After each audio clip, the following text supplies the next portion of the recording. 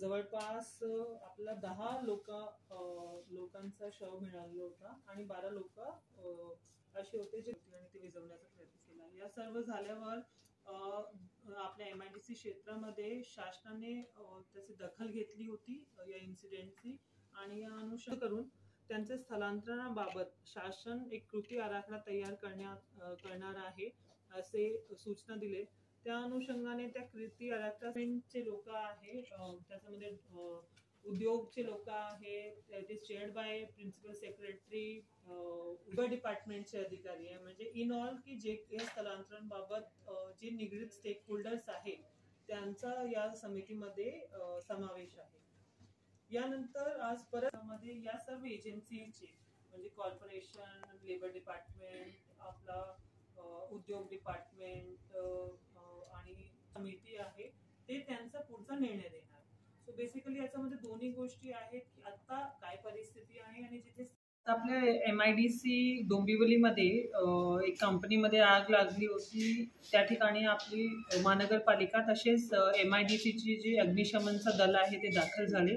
जवळपास 11 टेंडर आपण तिकडे फायरचे वापरले आणि ती आग आटोक्यात आणली.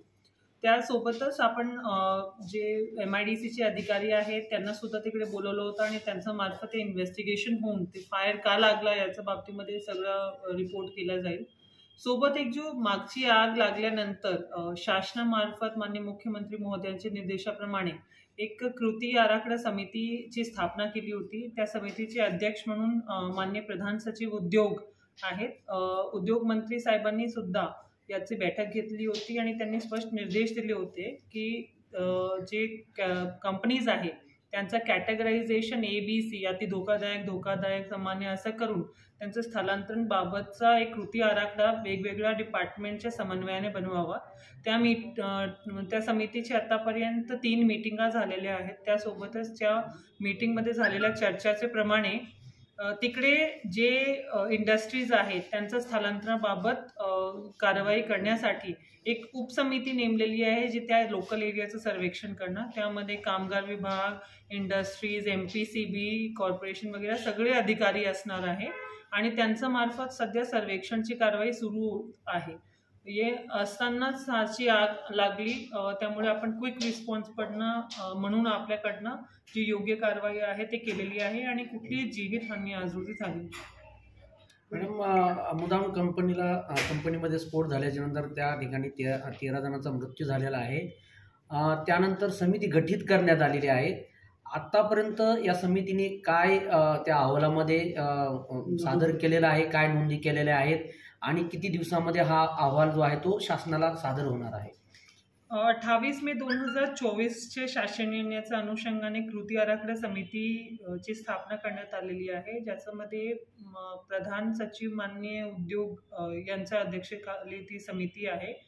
मेजर मॅन्डेट या समितीचा हे आहे की रेझिडेन्शियल आणि इंडस्ट्रियल मिक्स झाल्यामुळे जे स्फोट होतात किंवा फायरचे इन्सिडेंट घडतात त्यामुळे रहिवासी जे नागरिक आहेत त्यांना त्रास सहन करावा लागतो. त्यामुळे तिकडे काही ऑल्टरनेट अर्बन प्लॅनिंग झालं पाहिजे आणि ते सिटीच्या दृष्टीने झालं पाहिजे. यामुळे ते जे इंडस्ट्रीज आहेत त्यांचा वेगवेगळ्या जे धोकादायक आणि अतिधोकादायक कॅटेगरीज आहे त्यांना रेसिडेन्शियल एरियामधनं स्थलांतरण करायला पाहिजे. तर या अनुषंगाने या समितीचे 3 मीटिंग्स आतापर्यंत झालेले आहेत आणि 20 तारखेपर्यंत सर्वेक्षण समितीमार्फत जो रिपोर्ट सादर केला आहे की वारंवार स्फोट होतात, त्यामुळे आपण जो सर्वे केलेला आहे अति धोकादायक किती कंपन्या आहेत आणि या कंपन्यांमध्ये काय त्रुटी आढळून आलेल्या आहेत त्याची माहिती MIDC डिपार्टमेंट कडनं दिली जाईल. आता तो सर्वेक्षण सुरू आहे आणि सर्वेक्षण कंप्लीट झाल्यावर आपल्याला पूर्ण माहिती या बाबतीत ते मिळतील. किती कंपन्या आहेत अति धोकादायक यामध्ये? ओव्हरऑल जी कंपनी आहे ज्यांचं सर्वेक्षणासाठी घेतलेलं आहे जवळपास 250 कंपनी आहेत. अशा 270च्या आसपासचा आकडा होता त्याचा. मग त्यांचं सर्वेक्षण झाल्यावर हे आकडेवारी जी आहे अति धोकादायक किंवा सामान्य निश्चित होईल. इंडस्ट्रियल झोनमध्ये मॅम केमिकल झोन्स आहेत, इतर काही झोन्स आहेत, या आजूबाजूला जे अनधिकृत इमारती उभ्या आहेत किंवा अनधिकृत रेसिडेन्शियल एरिया आहेत त्या खाली होणार आहे. ॲक्च्युली तिकडे जो इंडस्ट्रियल एरिया असतो तिकडे प्लॅनिंग अथॉरिटी म्हणून MIDC पाहते काम, त्यामुळे या बाबतीमध्ये मला काही कमेंट करता येणार नाही. यातली माहिती जी आहे ती MIDCची RO किंवा त्यांचे अधिकारी जास्त चांगल्या पद्धतीने देऊ शकतात. महापालिका सुद्धा फायर ऑडिट कंपन्यांमध्ये करतात आणि वारंवार ही डोंबिवलीमध्ये आग लागली असते. मग महापालिका यांच्यावर काही निर्बंध वगैरे आहे? जे MIDC एरिया आहे त्यासाठी फायर ऑडिट करण्यासाठी पण जी एजन्सी आहे ती वेगळी आहे. सोबतच त्यांच्याकडे जे बॉयलर रिॲक्टर असतात त्यांचं पण इन्स्पेक्शन करण्याची जे एजन्सी आहे ती वेगळी असते. त्यामुळे तिकडे महानगरपालिका म्हणून आपल्याकडनं जे फर्स्ट रिस्पॉन्स भेटला पाहिजे विथ रिस्पेक्ट टू रेस्क्यू ते आपल्या मार्फत केला जातो आणि ते आजही आपण केलं आहे. आणि त्या क्विक रिस्पॉन्सला आणखीन बळकट करण्याच्या अनुषंगाने आम्ही आणि MIDC सोबत आमचे लोकांचा कपॅसिटी बिल्डिंग आणि जो आपलं इन्स्ट्रुमेंट्स आहे किंवा आपला जो फायर स्टेशन आहे त्याचं अद्ययावतीकरण करण्यासाठी आम्ही समन्वयाने काम करतो. ठेकेदारांनाच बोलून माहिती लिहून देण्याचा प्रकार एक व्हिडिओ समोर आलाय, ते काय सांगाल? आपल्या महानगरपालिकेमध्ये जी होर्डिंग्स आहेत त्याच्यासाठी जे वेंडर आहेत ते फिक्स केले गेले होते आणि त्या वेंडर मार्फत वेगवेगळ्या ठिकाणी होर्डिंग्स उभारले जातात आणि त्याची माहिती वेंडरकडनं महानगरपालिकेला देणं बंधनकारक असते. या व्यतिरिक्त काही अनधिकृत होर्डिंग्स आपल्याकडे लावले होते. मागचे 2 आठवड्यामध्ये आपण मोठ्या प्रमाणात अनधिकृत होर्डिंग्सवर कारवाई केलेली आहे. जवळपास 100 होर्डिंग्स आपण काढलेले आहेत, त्यांना सगळ्यांना नोटिसेस दिलेले आहेत आणि त्या ठिकाणी त्यांच्यावर FIR पण करण्याचं नियोजन जे डिपार्टमेंट आहे त्यांनी कन्सर्न अधिकाऱ्यांना दिलेलं आहे. तर या अनुषंगाने अनधिकृत होर्डिंग्सच्या बाबतीमध्ये महानगरपालिका एकदम स्ट्रिक्ट आहे आणि कारवाई करणार आहे. सोबतच जे वेंडर आहे त्यांच्याकडनं पण वेळोवेळी माहिती घेऊन आपला जो उत्पन्न आहे तो कुठेही बुडला जाणार नाही याची दक्षता ॲज अ डिपार्टमेंट म्हणून आपण घेतो. मॅनेजमेंटची आता सध्या काय डिझास्टर मॅनेजमेंटसाठी आपली यंत्रणा सज्ज आहे. आपले जे वेगवेगळे पथक असतात त्यांचे ऑर्डर्स आपण काढले गेले आहे. त्यांचं मीटिंग्स आतापर्यंत आम्ही 4दा घेतलेले आहे. सोबतच माननीय मुख्यमंत्री महोदयांनी पण डिझास्टर मॅनेजमेंटच्या दृष्टीने एक मीटिंग घेतली. माननीय पालकमंत्री महोदयांनी सुद्धा डिझास्टर मॅनेजमेंटच्या अनुषंगाने मीटिंग्स घेतली आणि ओव्हरऑल आज महानगरपालिका म्हणून आपण जे सगळे स्टेप्स घेतले पाहिजे डिझास्टर मॅनेजमेंटच्या दृष्टीने ते घेतलेले आहेत. ते अनधिकृत बांधले गेले, कुठली पालिकेकडनं कारवाई होत नाही आणि सिलेंडर सगळीकडे, तर आपण काय कारवाई करणार आणि आपल्या अधिकाऱ्यांना काय सूचना दिली? जे सिलेंडरचा वापर झाल्यामुळे अनधिकृतपणे काही ठिकाणी आपल्याकडे असे घटना समोर आले होते की तिकडे आग लागली. तर त्या ठिकाणी आपण जे माणसं आहेत ओव्हरऑल डेप्यूट करून जे सिलेंडर वापरणारे एजन्सीज आहेत त्यांच्याकडनं आपण त्यांचे पेपर्स तपासून घेतोय की त्यांनी इलिगलरित्या कसा सिलेंडर घेतला आहे आणि त्या अनुषंगाने त्यांना जे सिलेंडर देणारे एजन्सीज आहेत त्यांच्यावर सुद्धा कारवाई करण्याचं एक नियोजन केलं आहे. सोबतच ज्या ठिकाणी आपल्याला सिलेंडर भेटत आहेत आपल्या जे पथक आहे त्यांच्या मार्फत त्या कन्सर्न वेंडरवर सुद्धा आपण कारवाई केली जाते आणि याच्यामध्ये एकदम स्ट्रिक्ट ॲक्शन आपण सर्व सहाय्यक आयुक्तांना याच्यावर घेण्यासाठी सांगितलेलं आहे.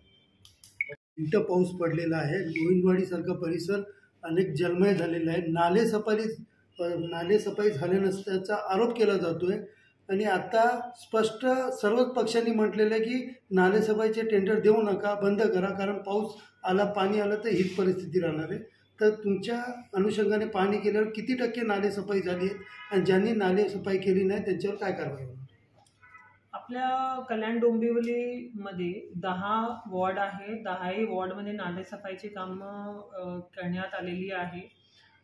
काही ठिकाणी समजा जर गाळ किंवा कचरा काढला गेला नव्हता तर पाहणी करण्यात आली होती लास्ट वीकमध्ये आणि तिकडे योग्य सूचना त्या कॉन्ट्रॅक्टर्सना देण्यात आले होते.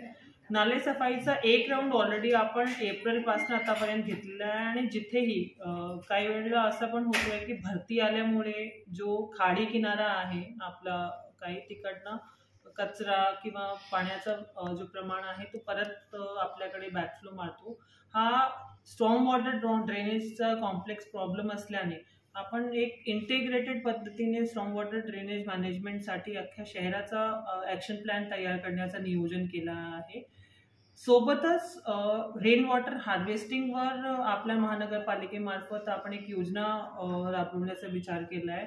वृक्ष लागवडीचा एक मोठ्या प्रमाणात आपण कार्यक्रम यावर्षी घेतोय, जेणेकरून एकंदरीत म्हणजे जे सॉइल कन्झर्वेशन, वॉटर कन्झर्वेशन या दृष्टीने आपल्याकडनं पावलं उचलली जातील.